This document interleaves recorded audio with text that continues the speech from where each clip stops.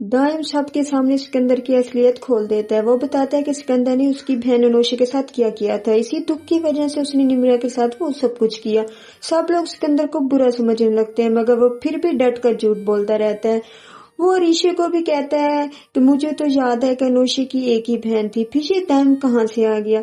अब सिकंदर को यकीन होने लगता है कि अनोशी की असली बहन को ढूंढना जरूरी है, इसलिए वो दाइम और अलीजे पर कड़ी नजर रखने के लिए आदमी लगा देता है।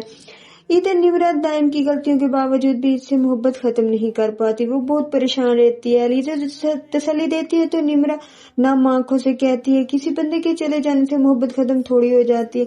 हमजा और अलीजे फरीद और अमरीन बेगम से कहते हैं सिकंदर की वजह से एक नहीं 3 लड़कियों की जिंदगी बर्बाद हुई। इनमें से एक आपकी बेटी है जो कल मौत के मुंह से वापस आई है। फरीद दुख भरी आवाज में जवाब देते हैं तुम ठीक कह रहे हो, लेकिन सबसे बड़ा दुख तो ये है जब सबको पता चला है कि हमारी बेटी बाम मरने वाली है तो हमारी इज्जत की धज्जियां उड़ गई है। अनोशी के साथ भी यही हुआ होगा। पूरी दुनिया के सामने उसका तमाशा लगा होगा। वो तो किसी को मुंह दिखाने के काबिल नहीं रही होगी। ये सुनकर अमरीन बेगम शदीद परेशान हो जाती है। इसी टेंशन में फरीद को भी दिल का दौरा पड़ जाता है, बिल्कुल उसी तरह जैसे कभी अनोशी की माँ को पड़ा था।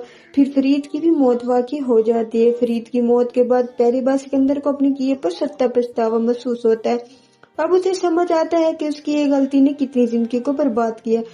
जब अली से अनोशी अपनी माँ की कब्रों पर दुआ मांग रही होती है, सिकंदर चुपके से पहुंचकर पूछता है ये 2 कब्रें किसकी हैं?